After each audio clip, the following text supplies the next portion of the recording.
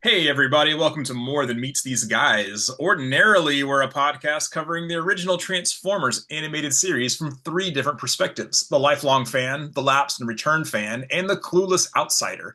But currently, we're turning the tables, and the clueless has become the clued, and we are studying my favorite show, Robotech. We're covering the series episode by episode, also going into production and cultural impact of the show. I am Ed. I'm joined as always, by Evan, say something, Hi. I and Jehu. think I see my name on the bottom of the screen, man. Something. Yeah, on the screen. That's this is for the audio only contentions. Oh, yeah. Well, Yeah, if they don't know my name, my voice by now, there's a problem. well, that is very true. Yes. So maybe they're just coming in. Maybe they're just coming into this. So what's going on with you guys? What's happening? And just dude, okay, so I showed y'all we recently this is something I don't know if I brought up or not. I've recently got chickens because my wife loves chickens.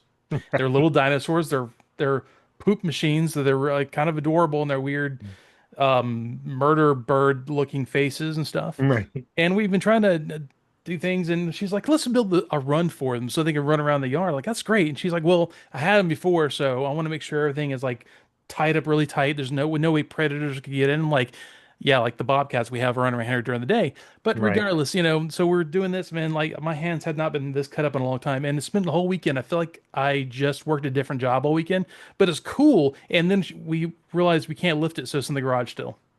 So that's yeah. I didn't want to build something in the mosquito-y, probably tick-filled backyard, and Mm. like let's do it in the garage. And then we're like, oh yeah, lumber's really heavy, so it still sits there. That's what's up with It's a me. little weighty. So is this the fourth week in a row that we've had chicken based content as the filler? It's kind of creeped into my life, so I probably talk about it more than I even realize I do. Did you get the chicken ice cream yet? Dude, not yet. I have to find it. Dude, I don't live around you. I gotta find where it is. Well, come on But down. my Asian supermarket doesn't have that. They have really good like fresh shrimp from the university. They've been raised in these pens and stuff, and beautiful fish and all kinds of like soup dumplings that I've never seen before in Pensacola. Ooh, But I can't find the chicken ice cream. I found chicken ice cream. No, it's a disappointment.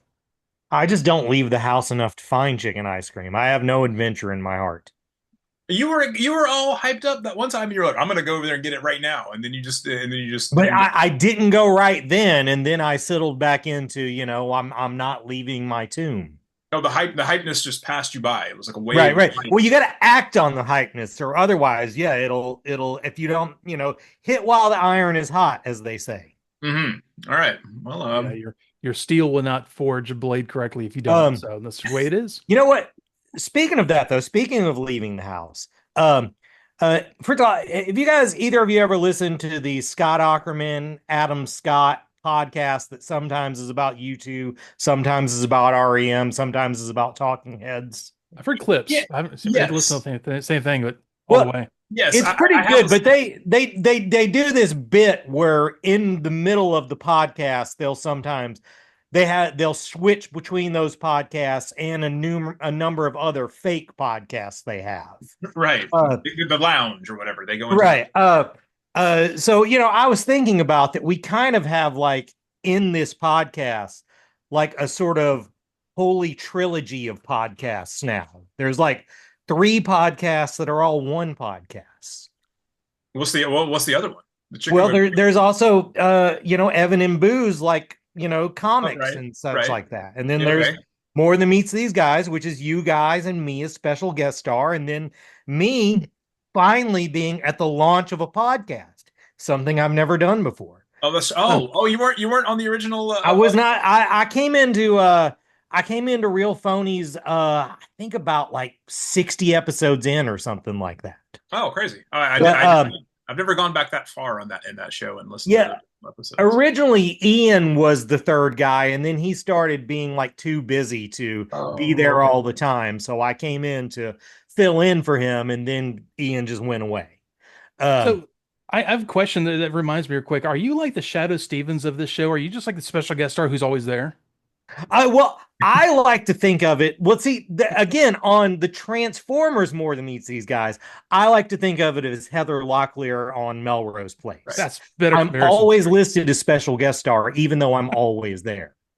But on the Robotech one, I'm a founder. Or part of your founding member, right? But I brought this up because I wanted to a second switch back into Transformers because I needed to tell this to someone who might be excited about it. And Evan, you might be excited. Likely. As far as collecting Transformers go, deluxe class, Voyager class, I'll try to find those in the wild. Any bigger than that, I'm going to pre-order to make sure I get it. But Smart. I missed the pre-orders for Studio Series 86 Megatron. So I was at Target the other night and it was there. And man, I've not got a dopamine hit like that in years. Like, and like I saw it from a distance too, which is crazy for me because I'm blind. But I saw it and there were other people in the aisle, and I was like, I'm gonna fight somebody over this if someone grabs that. That thing that's been going around, could 100 man beat a gorilla? The question was, could Jehu beat a gorilla over Studio Series 86 Megatron? And I think the answer would have been yes, but I didn't have. So how many of them were there on the shelf? There was just the one. Did you get it? Yes. Nice. It lives at my home with me now. It was the happiest I've been in years. Dude, this would be a really bad story if he didn't. He just brought us all of that just to let us down. I was probably would be a funnier story. Well,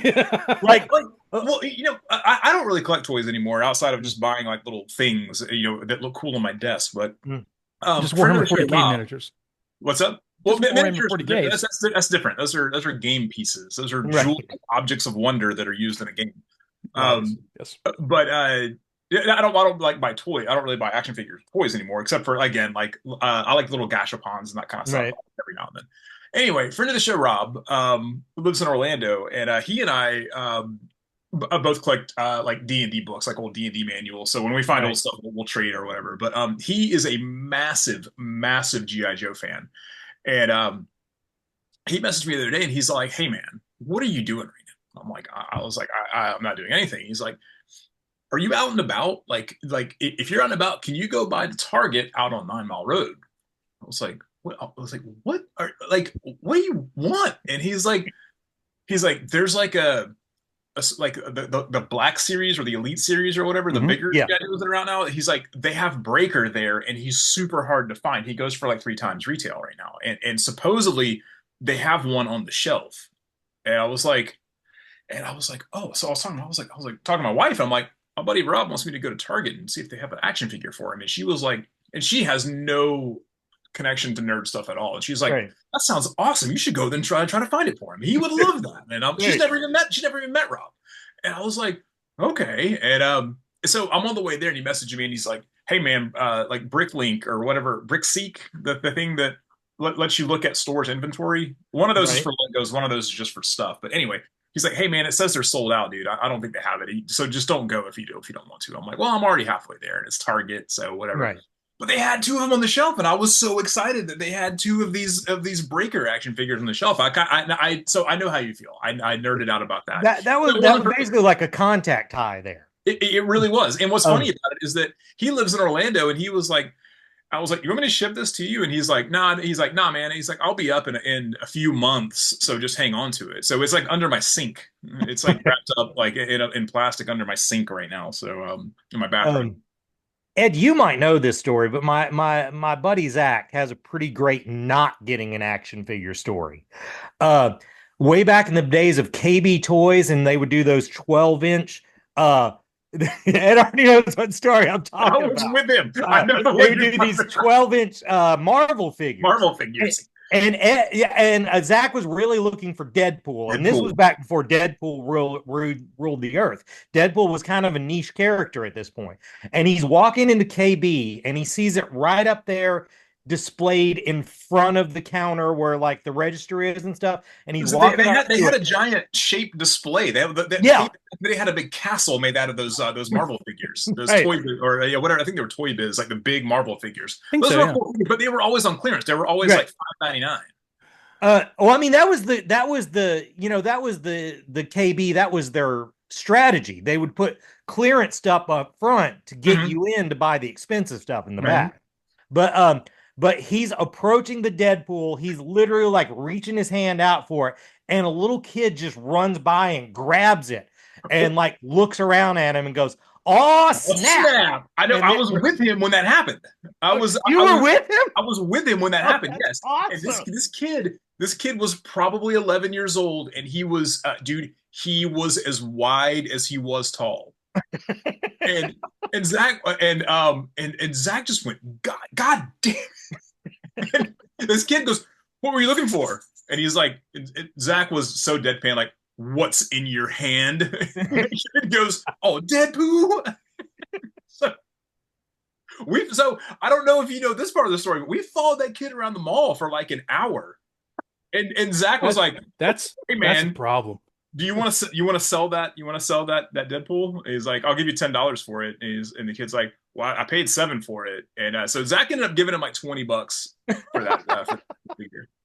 So he paid Yes, what it should have been a retail price at its KB, which is on right, clearance. yeah, Hey, dude, yeah, the crushing defeat on Zach's face, that was hilarious. So yeah, then yeah, so the beauty of all that is, the age we were when we actually had disposable income, like that was the thing. Like it was a niche thing, like action figures. So there's so many stories, dude.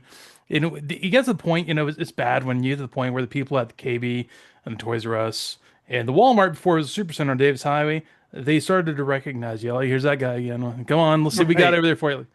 You have a yeah. little shame. You're like, yeah, all right, let's just go. Let's get over with. Yeah, dude. I think it's just the age range, and yeah, even though you're too cool for that now, and you order all your Warhammer 40,000, game pieces or miniature action figures that don't move. Yeah, they don't move. Yeah, Well, exactly. yeah, They're they in don't, action figures. Yeah. they don't usually move. Yeah, you're correct. Anyways, Oh, good Lord. So yeah. Okay, we can go back to the Robotech podcast now. Oh, okay. Yeah. So Robotech. Yeah. So but in this episode, in this digression into the history of Robotech, I wanted to go into the name Robotech itself, because did you guys know that this is not the first thing in the U.S. that was actually called Robotech? I think I did know I this, but I know can't this. remember Yeah. the story. So originally, Robotech was the name of a line of models that Revell put out. Or actually, it was two different series of models. It was Robotech Changers and Robotech Defenders. Robotech Changers was mainly just variants of the Veritech Fighter model kits. But these were cool because you could actually transform. They were maybe played with. You could transform them, which is rare even now. Like if you buy like a Macross model kit from Japan, usually you get like Skull Leader, like very like fighter mode or Right. battle mode or whatever. So this was cool, and they were pretty rugged and made to be played with. They're a little dated by modern standards, but they're actually not bad kits. I have a couple of them, and they build up okay. The Robotech Defenders, on the other hand, was these did not transform, and they were a couple of the Macross Battloids, but also robots from the show Fang of the Sun Dugram. And y'all, Yep. Fang of the Sun is the best unused metal band name ever.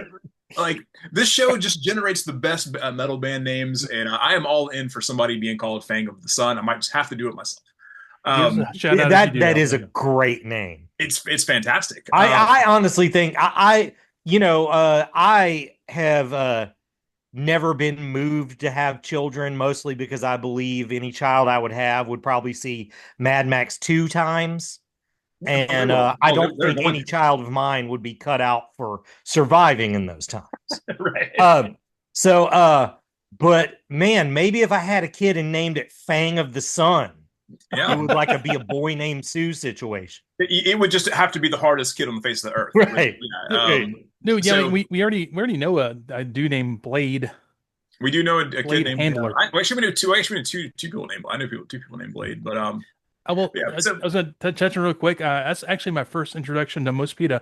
I had the Super GoBot Psykill model kit. Model kit. That was just a Mosquito Cyclone. Mosquito. That's right. Yeah. That's right. Yeah. And the Leader One kit was actually the Alpha Fighter. Yep. From New Generation. I miss there being a model aisle at toy department stores. Same. Yeah, me too. As a guy that builds models, me too. Because I hate having to go to. There's literally the best place to buy models in this town right now is a shack in the backyard of a dude's house. Whoa. Literally. John's Models. He's open 3 hours a week on Friday and Saturday, and by appointment on Sunday. But he Wow. has it's the best stocked hobby shop you'll ever see. What does this guy look like? He looks like every old model builder guy that you can imagine. Um, but it's a great job, and he's a cool guy. The only reason I ask is there used to be a guy that had a comic book store in Milton, and those were his exact hours. No, I know the guy you're talking about, and I think I'm 99.9% certain that's a different dude. Okay. But yeah, I do remember that weirdo shop that was like, it was like the most random hours. It was like when he his day job and open up. It's been closed for 10 years, and all his inventory is still there. Really? Really? Right? No kidding. Huh. No kidding. It's the weirdest thing. I've asked every shop in that neighborhood if they know anything about it, and they're like, man, we don't know nothing.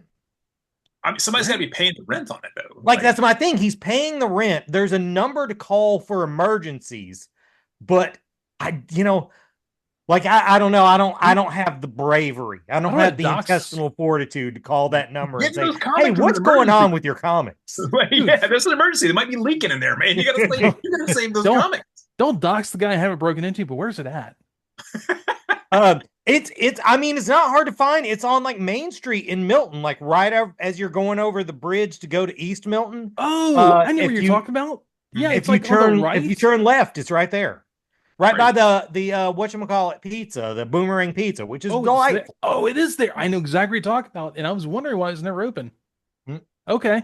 Yeah. So I always try to go by there because they just live down there. I'm like, I'll just go by here on weird, Saturday during the day and never open. No, it hasn't been open for at least 10 years. Milton's flooded several times and it's still not open. Right. Crazy. Okay. So anyway, the Fang of the Sun models, these weren't connected to Robotech or any of the source material in any way. But also there was a tie-in comic book that DC did back then. It was a 2-issue Robotech Defenders comic that came out before Robotech the show came out. Apparently this book is very bad, and it was so bad that it was supposed to be 3 issues, and it was so bad they made them condense 2 and 3 into 1 issue and canceled it after 2 issues. But this was written by Andy Helfer, and Jehu, you may know Andy Helfer because he was the guy that revamped Justice League back in the 80s. He was editorial on that. Absolutely, right. He also wrote a really cool Dead Man series that Jose Luis Garcia Lopez drew, who I love. Right. And he also wrote a Shadow. I was about to say that Shadow book he wrote is bonkers. With Bill Sienkiewicz and Bill Sienkiewicz and later Kyle Baker. Kyle Baker. Yes, right. Just awesome book. It was so weird that the owners of the Shadow canceled. They demanded that it be canceled. Right. So I may need to go back and read that. But that book was. But here's where it gets kind of like, huh. So it was drawn. Where it ties into our Robotech is that it was drawn by Judith Hunt. Judith Hunt did a lot of kids' books back in the 70s and 80s, and she did stuff like Highlights for Children.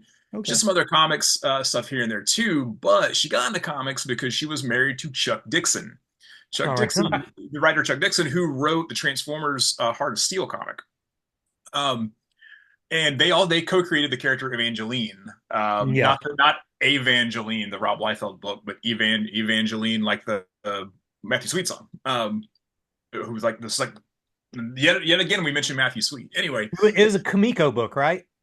First. It may have been Kamiko. I think it started at Kamiko, but when everything got weird at Kamiko, they moved first. Or Pacific or one of those other. But she still writes and draws that book now, even though she got that character in the divorce from Chuck Dixon. Right. So she still writes and draws that book to this day with she and Chuck Dixon's son, whose name is, no kidding, Ben Dixon, one of the main characters in Robotech. Right. So it all comes back. That's crazy. It all comes back together. So, but anyway, so Revell owned that name, Robotech Defenders, and which essentially blocked Harmony Gold from making toys, from selling toys, because they couldn't, because they were already importing all the Revell was importing all the Macross related stuff. So they ended up getting into like a mutual, like they did like a joint licensing agreement with Revell, and that is why Robotech is called Robotech and not called Macross in the United States, because they essentially in that deal they had to name it that to tie it in so that they could both share the. I did not know that. Yep, yep. So That's the further convolution of Robotech and Harmony Gold. Yes, it gets yeah, exactly. And man, I was what's funny is I was talking to some guys a couple days ago while I was playing Warhammer, and I mentioned doing this show, and I was like, oh yeah, we're doing a sub-series on Robotech, and one of the guys just looks at me and like clenches his fist and just goes, Harmony Gold. That's a Gold. So common. I was like, guys, you're not wrong. But yeah, but anyway, but this episode, oh Lord, he folding. We're doing Space Fold, episode 3 of Robotech. Space Fold, for some reason, sounded vaguely lewd to me. In my notes, I wrote down Space Fold. I don't even know her. Oh yeah, okay. Yeah, it made me think of it was when I was starting to write the thing for the intro this time, the history lesson, as it were. right. I was like Spacefold, and I thought of the song 1901 by Phoenix, and as the chorus of that song is fold it, fold it, fold it, fold it. I was like, oh, whatever.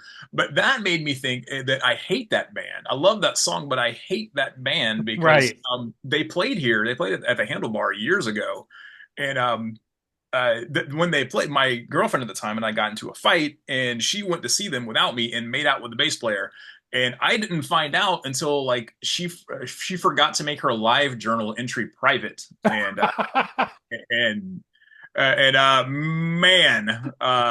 buddy, I was mad, and man, screw Phoenix is what it is. It's great because I feel like saying that to a Gen Z or even a millennial would be like saying, and she forgot to turn the stone tablet over. Right. Yeah, that's accurate. That is the most 2003 thing you can say to somebody. Yeah, I was real mad. I was extremely mad about that, and I still hold a grudge against. I'm friends with her now. And we're fine, and I'm married, and I don't care about any other woman on the face of the earth except for my wife. But I'm still mad about that. I still carry a grudge against that bass player from Phoenix. I would be mad mostly at the carelessness. I would be mad at, don't you care enough about me to lie to me well about this? Did she just forgot to flip it to private? Right. Like, it was just a technical error. Right. If she would have done that, I would have never known. And then worst part is an unforced error. She could have, and if you're going to be like, if I don't know, I almost kind of. I don't know her. I don't know the situation. I almost feel like you're kind of like, yeah, I hope he sees this, but I'm not gonna make a big deal out of it. So you like passively say, like, at the time, you're like, dude, what did you do? Like, oh, whoops, my bad. It's probably still out there. It's probably still out there. I should look for that. Yeah, totally look that up. I'm gonna get in trouble for telling this story, but this is so topical to what you said. I'm just gonna have to do it. So 2 nights ago, I had a dream that I was looking through Sarah's phone, and I'd found out she was sending nudes to some other dude. Mm-hmm. And my anger in this dream was not the digital infidelity. It was, well, why didn't I also get these nudes? Because I feel like the hard work of sending nudes is the taking the nudes.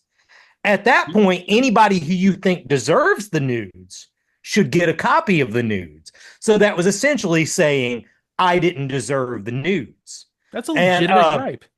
And I woke up, and at first, you know how sometimes you wake up from a dream, you don't really realize that it wasn't a dream, so you're kind of still feeling the emotions of it. And I was just so smurf and angry. But then after I thought about it more, I was like, I was really happy with the George Costanza-ness of my dream logic. Like if they would have had sending nudes in 1996, that's exactly what George Costanza would have said about it. But that is a pretty Seinfeld plot there. Like Yeah, no, that's exactly a Seinfeld plot. So yeah. Um, yeah. Anyhow, Anyways, boy, that was a side thing we went out on. You know, on Phoenix, a side boo. note, if that happened in my household, well, the other way around, if something happened and like my wife dreamed I did something, she'd be so mad at me the next morning, probably half the day, and I don't even know why. I didn't do anything, but she thought I did.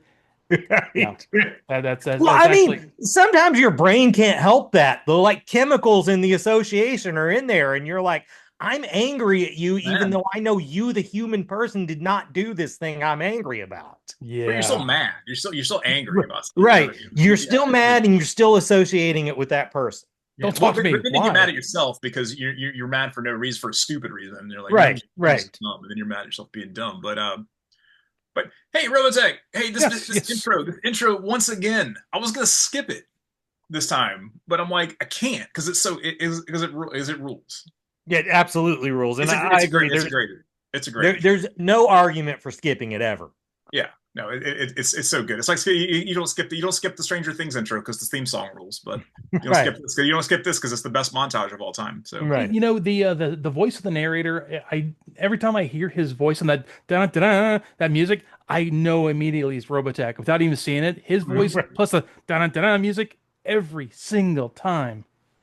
So we get another recap. So basically, you could have skipped episodes 1 and 2. Really, yeah, Right. Because this tells you everything that happened in episodes one but and it two. would have been it does. terrible to skip it.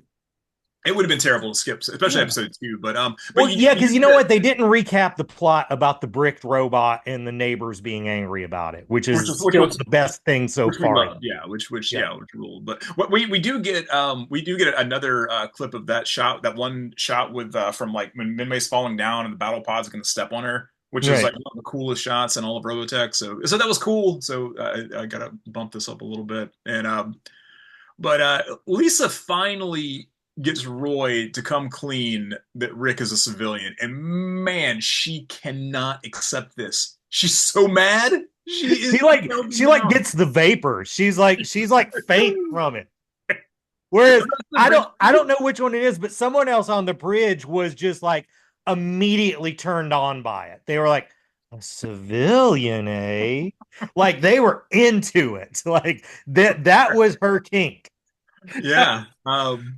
Oh, this is good. And Claudia was just like and Claudia and Gloval are like dying laughing at this. I'm like, brother, you are like the supreme commander of this ship, and like somebody stole one of your experimental fighters, and you're laughing about it because your XO is just like thinks it's fun. Yeah, the general does not care. I mean, you know, we're making fun of her, but really, she's the only professional here.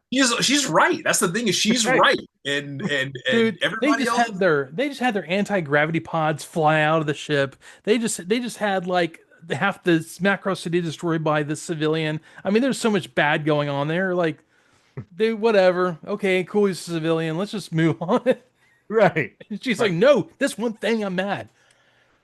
No. And Roy's playing it off like he's just like, oh, I know what's going on. He's a civilian. This dude's a total character. So here's a little here's some cool little military facts for you though that I wanted to throw that I meant to throw out in episode 1, but I forgot until now. But in episode 1 during that first battle, Roy says they ask him how many enemies he shot down, and he said only 10 this time. Which is just it's a line that just kind of goes over you, but this is actually insane. That number is absolutely bonkers because so like the designation ace technically means you have 5 confirmed kills or Right. 5 wins, right? So Mhm. you shot down 5 enemy fighters, and that is an achievement, right? So that's 5 total. That's 5 in your life. If it takes you 20 years to and you shoot Right. down 5 enemies, you're an ace. You are an ace there. So, but you can be an ace in a day. In World War One, World War Two, there was ace in a day where guys would make ace in a day, and you can also be a double ace. So if you have 10 kills, you're a double ace, or 15, you're a triple ace, or whatever.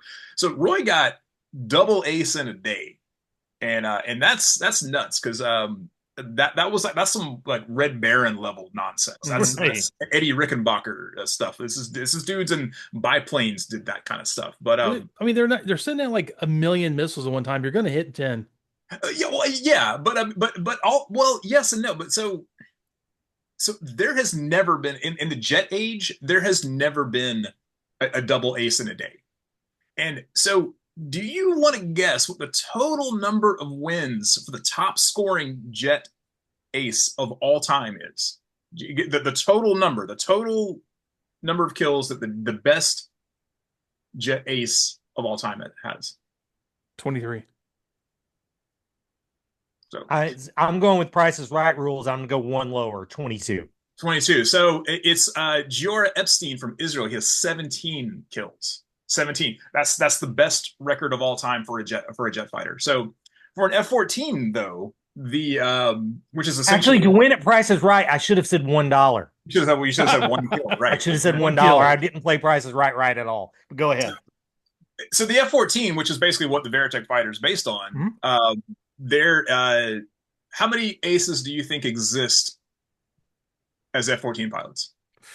Seems like a trap question. Mm-hmm. 2. 1. There is one ace. There is one F-14 ace.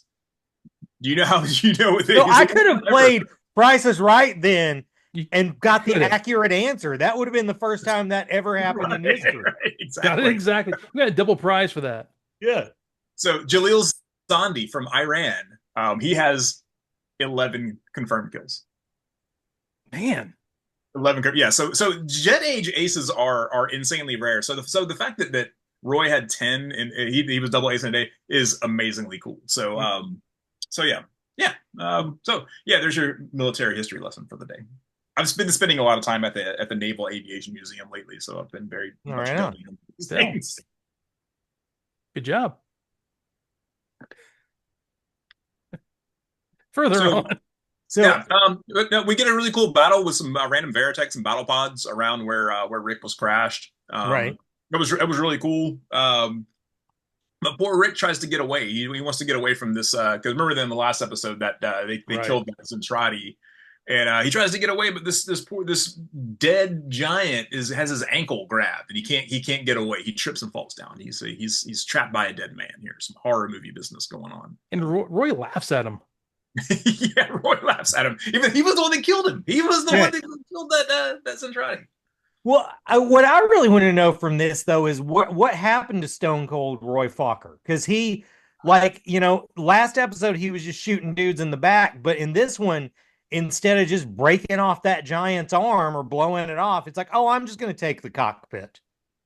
Well, it was kind of weird here because I feel like the last one ended with Roy right there by Rick.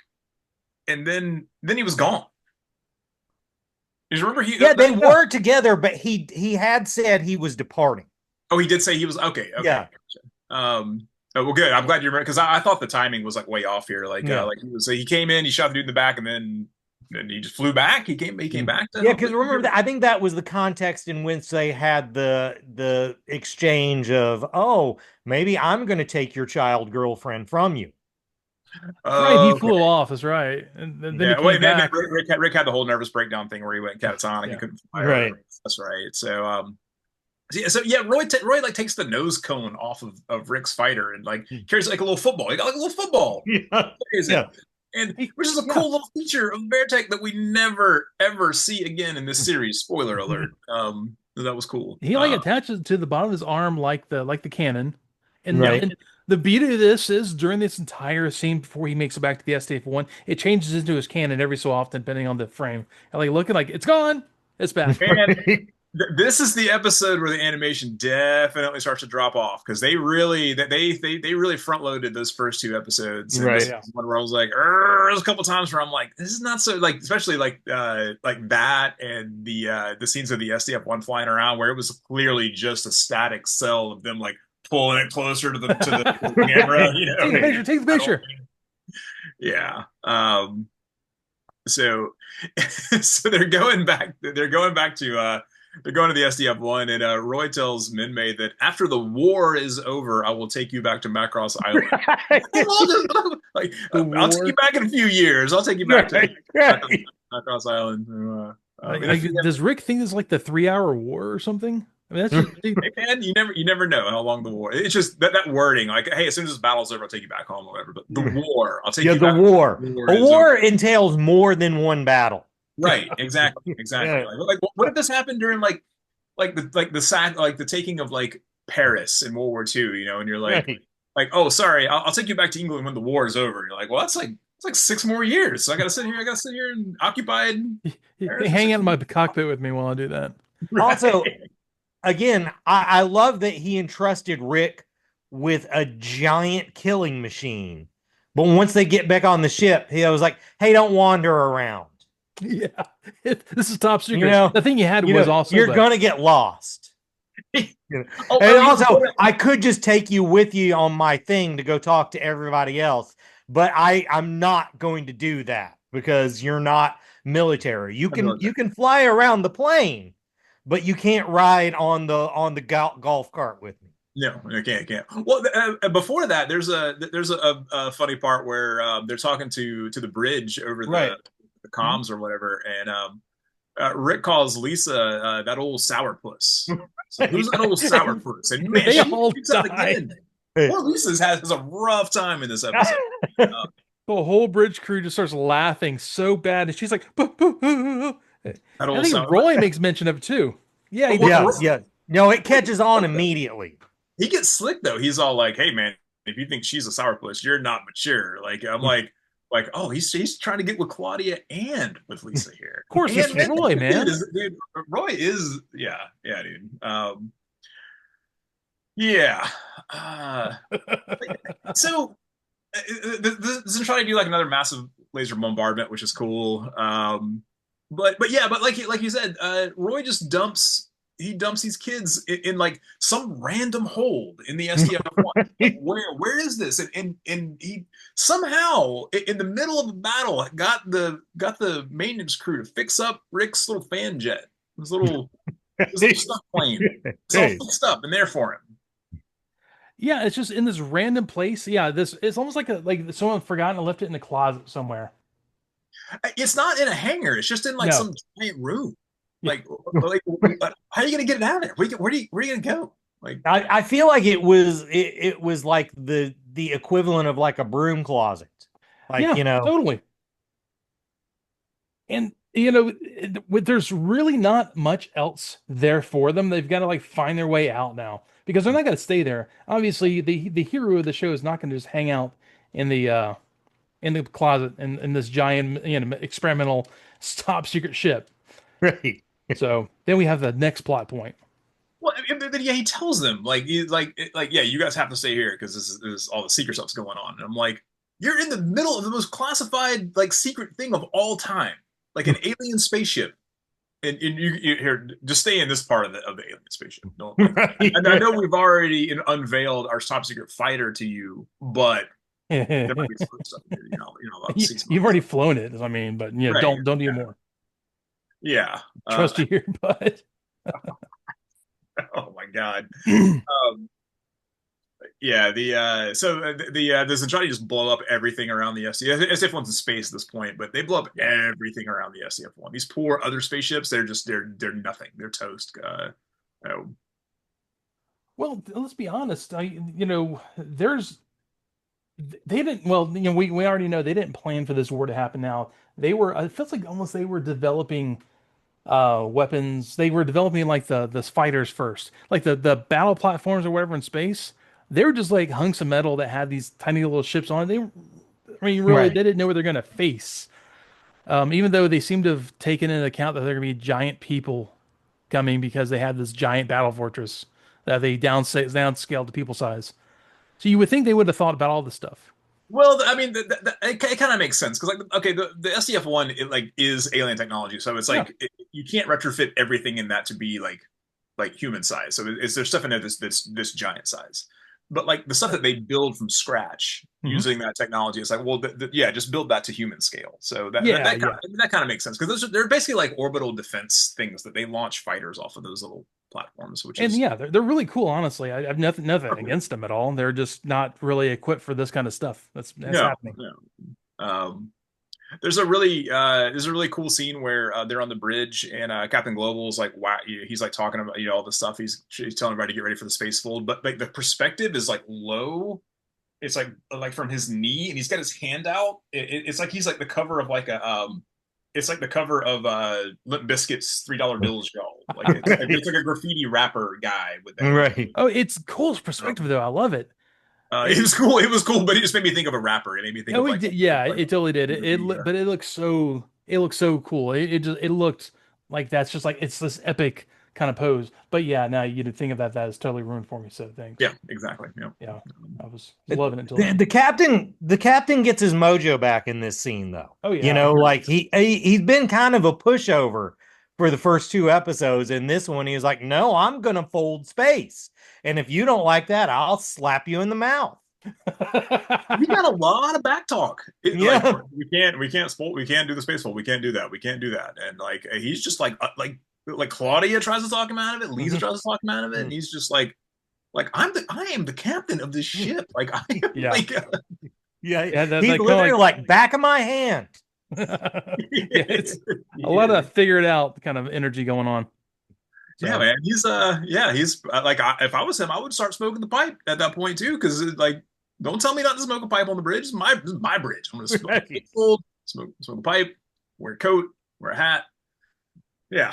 Let's take a second to realize that you just don't see that anymore. I know it's like because we grew up, smoking wasn't as taboo in movies and shows and stuff. It's just kind of cool. You just don't see that sort of thing. Nowadays it probably would have been like smoking bubbles or something. It's just kind of cool seeing him. He's like got that big coat on, and the captain's, which like, by the way, the captain's hat, it goes like this big sometimes, and it's just like regular size. But he just like sits back there with that coat. He's like, yes, we're going to space fold. It's so good. He does a lot of plotting. He does a lot of plotting, but it's time for the Jason segment. We gotta check in on old Jason on Macross Island because he's Minmay's family is talking about how smart and brave she is and she should be okay. And Jason just goes, yeah. and by the way, we'll find out very soon. Jason is right. He's absolutely right. Dumb. Jason's the real hero of the show the whole time. Jason's the realist. Like, oh my God. So Jason's like, should have got my Coke. Sorry, guys. Here's the truth now. Man, Rick decides he wants to get in this fan jet and take off with Minmay. This is a single-seater fan jet, and man, we get some innuendo. Yes, we do. Constant, like it got like uncomfortable. How much don't sit there. I can't reach the controls, and Minmay just kind of giggles about it, and I really was waiting for him to say it's gonna be a bumpy ride. Like I was just waiting for it. It's like I honestly was kind of disappointed that they didn't go for it. Needed a reference to the joystick in there at some point. Like I can't reach the joystick, Minmay. Like let me help you, Rick. I needed. Yeah, it got real. Yeah, they even did the whole like, can 2 people fit in this thing? And like, yeah, if they're real friendly. And, yes. My note for this scene was just friendly. Yeah, they got pretty friendly, and yeah, she was kind of all over him here too. She got a little huggy on old Rick. I mean, so far we're 3 for 3. Every episode has had some horn dog moment. They're definitely trying to entice them 13-year-old boys into watching this. I mean, it's anime, right? Come on, it's anime. Come on. I mean, no matter the era, it's gonna have. I mean, we can probably go back to Speed Racer and find some Trixie running around with see an upskirted Trixie or something like that, or like Speed. What does this gadget do? Your legs and grab the joint, the stick. Yeah, they actually feel like they did a little bit of that, and I gotta be an apologist for this movie. I really like the Speed Racer live action movie. I feel like that it had a little bit of that innuendo that they couldn't quite put in the old anime. Okay, so first of all, you like the movie because it's great. That movie is. Exactly. Yeah, I was about to say, did we all just become best friends? Because I love that movie. It's fun. It's the second beautiful. best Wachowski movie. Yeah. after the first Matrix. Yep. Yep. Anyways, Um, yeah. So there's so much of that put into that movie where you didn't see the anime, so you can when you watch the anime, you kind of put those innuendos in your head, and it makes complete sense. Same thing here. Yeah. Those innuendos are there whether you like it or not, because that's what you think should be in there. Right. yeah, that movie rules, Oh yeah. and I haven't watched it in a while, and I really need to because that Yeah. movie's I fantastic. had a rival at the theater that how we ended up becoming friends was we both realized we were the only guys working there that liked that movie. Weird. Yeah. It That's was Yeah. like it was so good. yeah. That movie was great. It was exactly what it needed to be. Yeah. But Anyways, all right, y'all. We fold in space. We So are voting. it'll we're, go we off fold. just fine, just like the lifting off did. No Oh, it problems. goes real well. So yeah. Global just he's like we're using the space fold, which is if you don't know, space fold's like a hyperdrive basically. Well, if you ever saw the movie Event Horizon, they kind Yeah, of did a space fold. Yeah. yeah, Means, but yeah, you're at this point now. You're at this point. That's all a yeah, space fold is. yeah. God, Event Horizon is a great movie. Oh, I'll 100%. never watch again in my life. Why not? Event Horizon is fantastic. I It used to too, know it scares me too much. Oh, it is so good. Scary. Little Jay, who is sensitive, he gets scared real easy. It I is used to a know a guy that was a big he was a big like a kung fu guy, and he was into Buddhism or whatever, and said he saw that movie and said the movie had an evil aura and he would never watch it Dude, again. it totally did have an Oh, evil it does. aura about it. I agree with Kung Fu Man. you know It's yeah. if you ever Um, want to watch a good representation of the warp from Warhammer 40,000, that is the hell dimension is the warp. that Right movie on. is absolutely a prequel to Warhammer Oh yeah, 40,000. yeah, 100% is. Yeah, it's rad. And that was back when what was it? Not Liam Neeson, but what's his name? Sam Neill? Lawrence Fishburne. And when Sam Neill was just Sam making Neill. banger after banger because he did Yeah. like Jurassic Park, he did that, he did Mouth of Madness, Yes, Mouth of Madness like, is so good. Mouth of Madness is great. Mouth of Madness My wife- is like the best not H.P. Lovecraft movie. My wife hates that movie. She thought it was the cheesiest thing she'd ever seen. I showed it to her kind of like Mouth of 3 Madness? months ago. It's a fun movie. It's I've if you watched look at it I've objectively, bought it. it's not a good movie, but it is a great movie. Man, the end of that movie is so predictive of what social media would be 10, Oh, yeah. 12 years before social media existed. Yeah. Even though you hate it, even though you know that it's wrong, even though you destroy, it's destroying the world, you just grab your bucket of popcorn and go sit down and watch it. Yeah. Yep. Yeah. That's a fantastic movie. Yep. So this spacefold scene is very cool. Yeah. They use some really cheap and real dated looking effects that are just they're camera effects. It's not like animation; it's like actual Right. camera effects. It reminds me of low budget horror movies from the 70s and 80s, like when a character would go insane or something like that. Like they do this weird like split vision, double vision, Right. and I thought it was super cool. They do there's like some negative stuff and weird stuff with color going on. Kind of Ralph Bakshi-ish. Yeah. Remind me of Yeah. like Fire and Ice type stuff where they just did they did weird. Also love the rotoscoping. Yeah, well they did like weird camera effects on that too that weren't necessarily rotoscope, but like they just did like weird like camera stuff while they were filming it. But this was cool. I got to get a pad of paper to write on all the movies I got to watch again now. Right. Um, so, but we find out they were supposed to have space folded to the lunar orbit to beyond the moon, but they didn't carry the zero and they went to Pluto. So they're Yeah. they're at Pluto orbit, which is bad. Which is very dated in itself. Yeah, Yeah. It's gonna go around this weird orbit of this planetoid that's out there in the middle of nowhere.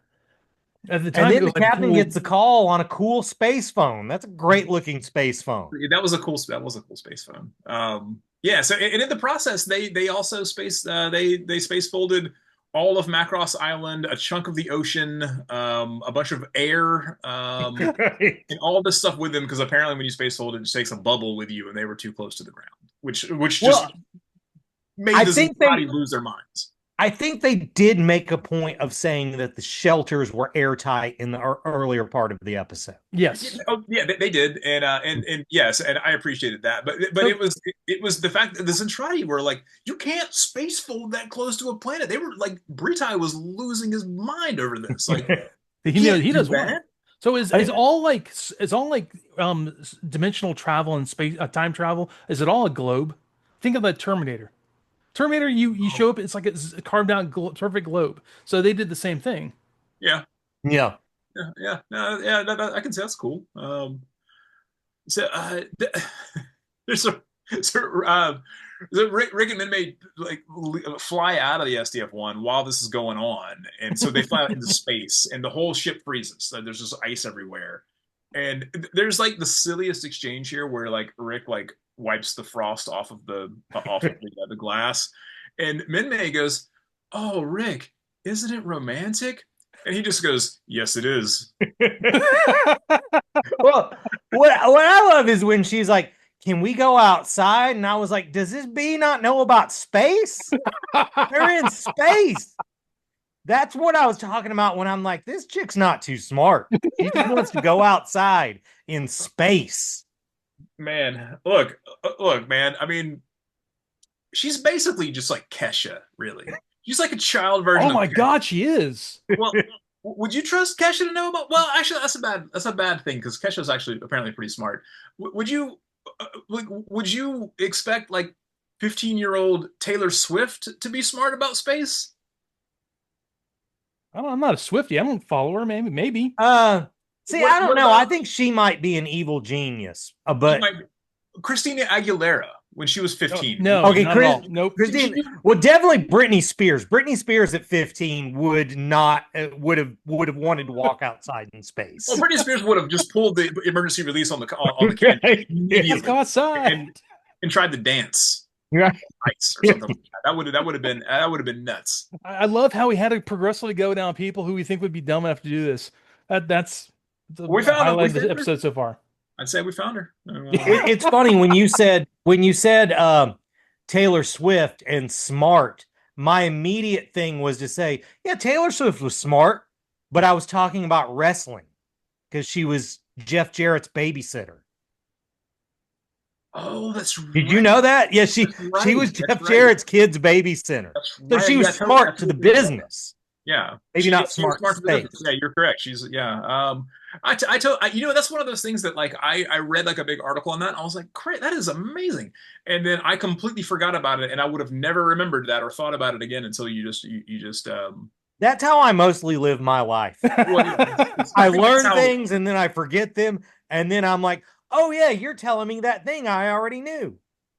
But it's cool. It's like you learn it all over again. And it's even better because you already knew it, and you're like, oh yeah, I already knew that. So you get the superiority of already having known it, but you also get the rush of having learned something new. 100%. It's a great way to live your life. I'm gonna forget more stuff the from now on. endorphin hits are strong this episode. Right? Yeah, I need to forget a lot more stuff. No joke. Man, I wonder if I forget like everything about Warhammer. If I go play it again, it would be like playing it in 2001 when I first played Warhammer. It would be as cool as it was then. We'd have to reread all the Horse Heresy, so it'd be kind of cool in that way. Yeah, so it's required reading. Yeah, but Rick and Min made they used the rockets on the fan jet, which is good. I mean, because normally the jet wouldn't work in space, but we established in episode 1 that it does have rockets. So and they make it back onto the ship, and he crashes into some straps. Yeah. Yeah. He's kind of awful all of a sudden. He's like one of the worst pilots now. Right. Well, I mean, I'll defend him here because like flying in space is different than flying. Oh yeah, I imagine like, it is. I mean, I usually fly in space. It's been a while though, so right. Because I know you're rated for atmosphere only. So yeah. Well, it's, actually, yeah. I'm suborbital. That's it. Suborbital. That's as far as I can go though. I'm not certified any higher. And that was the episode. Was there anything cool that we glossed over there? Only thing you glossed over was my favorite scene in the episode. Oh, that's how in every episode that I gloss over your favorite scene. Which is the very end when the captain walks off the bridge and just lights his pipe and says, in the most casual way, it's going to be a long trip. That's so good. And that's where I decided this guy is bipolar. Because he goes back and forth from being just like meek to being like barrel chested back of my hand to like whatever. That's the scene where I realized like he is the best character so far in the show. Yeah. He's, Yeah. yeah, he's amazing. I Yeah. just, Yeah. a lot of other, they would be like, say, Star Trek Voyager, like, we have to go that long. It's going to take so many years. And like, they're all freaking out. Or you go to, BSG and they're like talking about, like, well, we got to find, the colonies. And then here he's like, it's going to be a long flight. Lights up. Nothing Yep. phases him. He has lost the engines to lift him out of the atmosphere. They have space folded to Pluto instead of the lunar base and taken Macross City and water and all the people, civilians with him. And he's got a civilian pilot who's lost in the ship somewhere. Doesn't phase him. Yeah, no, his Oh, reaction is same Smurf, different day. we, we forgot to, God, good Lord, that's great. We forgot to mention though that when they space folded, the space fold, they lost the space fold system. That's right. It Yeah. disappeared. Oh, yeah. That's what the call on the space phone was. Right. It was They that called we him on the space phone to tell him lost space the- fold doesn't work anymore. No, it didn't. No, it wasn't that it didn't work. It's that it folded out of the ship. So Oh, yeah, like, it's gone. It it's gone. disappeared. Like, This it didn't break. ship- It's just gone. This Like, ship yeets everything that helps them. The anti-grav pods, the Yeah. space fold after it space folds. Yeah. All They, right, good luck, buddy. See ya. I mean, it's good plotting. It's like, okay, we don't want to even leave the option that we could fix this thing. We're just going to disappear it. it's Yeah, gone. Totally gone. It Like, could have yeah. been like, we need to replicate the parts. It's going to take 3 weeks to replicate the parts, and that time we got to fight our way back to Earth until we get to a point where we can space fold. No, it's gone. Right. Nothing. Gone, yeah. Like- No options. Well, but that also shows how like unpredictable space folding is if you don't Right. understand how to do it. The Vetrati are good at it. Like those dudes space fold like crazy. They'll Right. space fold all over, even in the the universe in the solar system. But like, yeah, the dumb humans, they don't know anything one about folding space. They don't know anything about folding. Just Right. ask the crew of the Event Horizon. Ask the crew of the Event Horizon. Those dudes suck at folding too. So yeah. So does Phoenix. Do some Phoenix suck at folding. Basically. All right, where are we on this one? Where who's going first? Yeah. What- Go for it. One thing we didn't really talk about, or I didn't bring up in this episode that I meant to, was that a thing that I like about older science fiction that I think they corrected like the mid 90s or something is whereas technology was always going forward when you went to the future. Whatever graphics there were of the time of when you were looking at a screen was exactly the same as now. Like if it was 1978, then what you were looking at on a screen looked like Space Invaders, even if it was set in 2022. Okay. Yeah. I'm sorry. Go ahead. Please. Go ahead. Go ahead, I I'm have sorry. things to say about this. So Yes. go ahead. So do I. But so I loved that there was a sign of that in this episode. So I feel like young me and old me were in total agreement on this. We're giving this 4 vector graphics. Nice. So yeah, you reminded me of something I meant to bring up during this. All the screens on the bridge have like words on them, like they took stickers, like from like a 1980s bridge setup for the SDF-1. I had a sticker that said some random word of these 3 letters and it didn't make any sense. Like a lot of those, you'd have like some weird, cool sci-fi battle station that had just random stuff that's supposed to be science-y, fiction-y, cool stuff. Every screen on there had nothing going on except random part words on all these things. It was weird. Right. So yeah, I mean, man, again, they did not expect a technology in the future where you could see that, yeah, exactly. like high def, widescreen, Yeah. pausing. They hadn't thought of any of that. Yeah, to be honest, I think it came on channel like 13 in the Pensacola. It was like back when it was like before USA was a thing, and it was like it didn't always come in really well because Yeah. it was like a No. local station. So yeah, of course you're seeing things that not high definition, also a little fuzzy and stuff. So yeah, that's what you generally No, have. it was 100% a UHF station. It Oh, was yeah. it was very haphazard whether or not you were going to see it well. Yep. And so yeah, anyways, this whole episode, yeah, the animation's a little wonky sometimes, but I don't care about animation as much as another person was, obviously, because I love the first season of Beast Wars. That said, the whole concept of stranding someone and then The ship is just like the ship is against them the entire time. Here, Space Wolf system, you don't need that. And then Captain Gloval being just the coolest character in the show, better than Roy Fokker, I will argue. Roy Fokker is a hotshot ace pilot. The captain is like he's got all these ladies on the bridge are yelling at him. He's like, "Yeah, I'm gonna go smoke in the corner here." Favorite character. Rick is easily be. I know he's going to become a great admiral at some point later in the lore. Right now, he's just really bad at everything, and Minmay is quickly becoming one of my least favorite characters. And I remembered again why she is. But I think we all need to recognize the true hero of the show so far. Person who's calling it like it is, Jason. And for that, I will rate this episode 3.5 Jasons out of 5. All right, Go for it. So, so first of all, if you ever freeze frame on the actual screens when they're showing text, it always through the whole Macross, it always says the quick brown fox jumps over the lazy whatever that thing is. It always says that. So which is cool. So the thing with the retro screens though that you were talking about, Jehu, I've been watching a lot of Alien Earth or Aliens Earth, Alien Earth, whichever it's called, which is I'm ready to I'll fight everybody in this town to get more seasons of that show. It's 100%. Ed, I'm just going to interrupt you because I need to ask you, how awesome is the song at the end of every episode? Every episode is such a banger. The only one that was banned was when they did that Jane's Addiction song because I hate Jane's Addiction. But then if you're going to have one Jane's Addiction song, that is the rocker. But that was one of the first songs I learned how to play on bass, and I was like, I'm going to go play that on bass right now. Right. And I hadn't played or listened to Ocean Size in probably 25 years, and I was like, oh my, I remember every note of this song. This is amazing.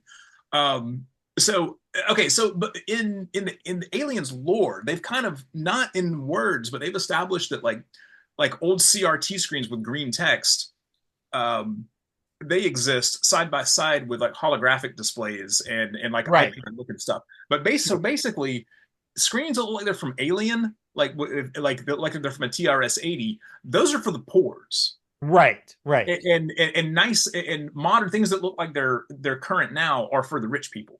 And they exist simultaneously, and I think that's very cool. I agree. I think it's awesome, and because I'm a massive fan of Aliens, and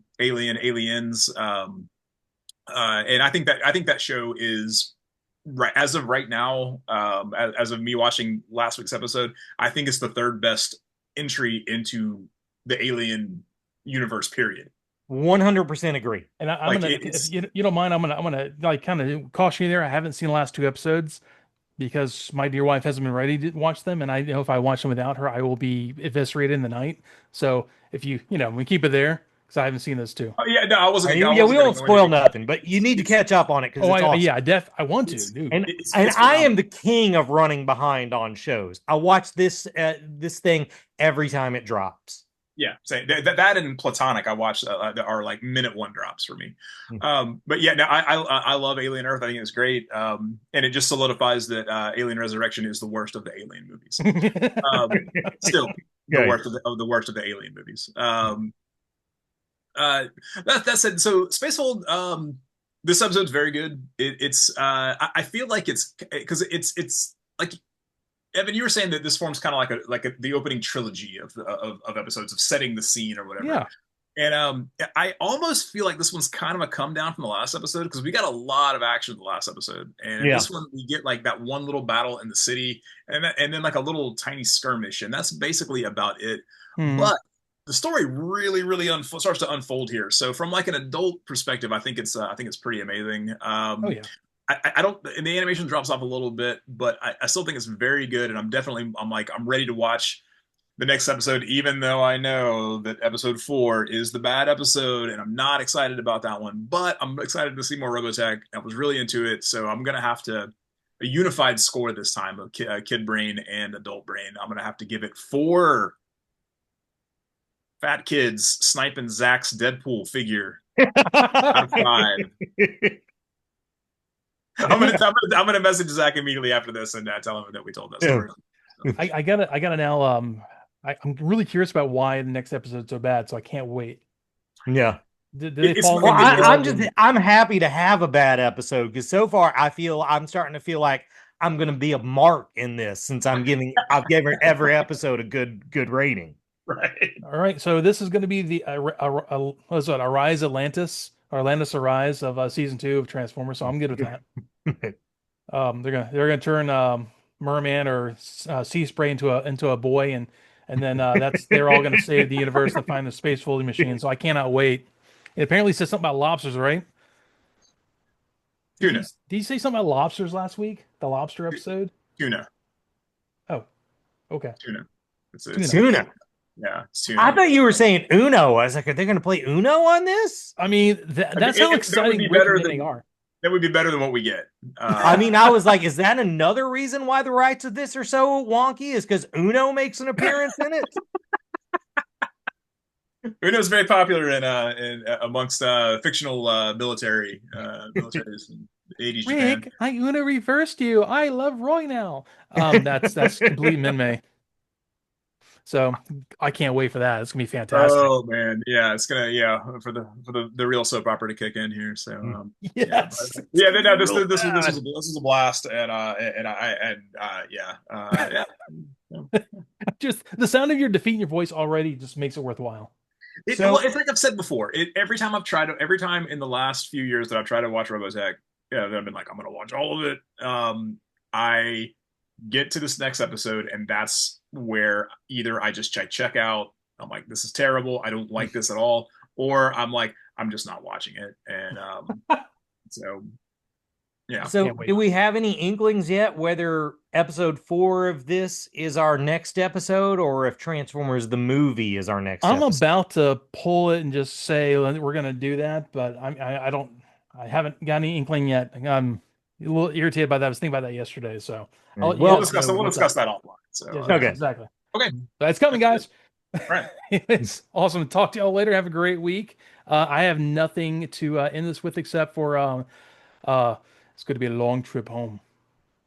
That's it. Y'all take it easy. Bye. You needed a bubble pipe for that. Oh, I'm gonna have to get one now. Oh, I got my own pipe. I'm gonna bring that next time. I got to get a captain's hat though. Y'all take it easy. Have a great week.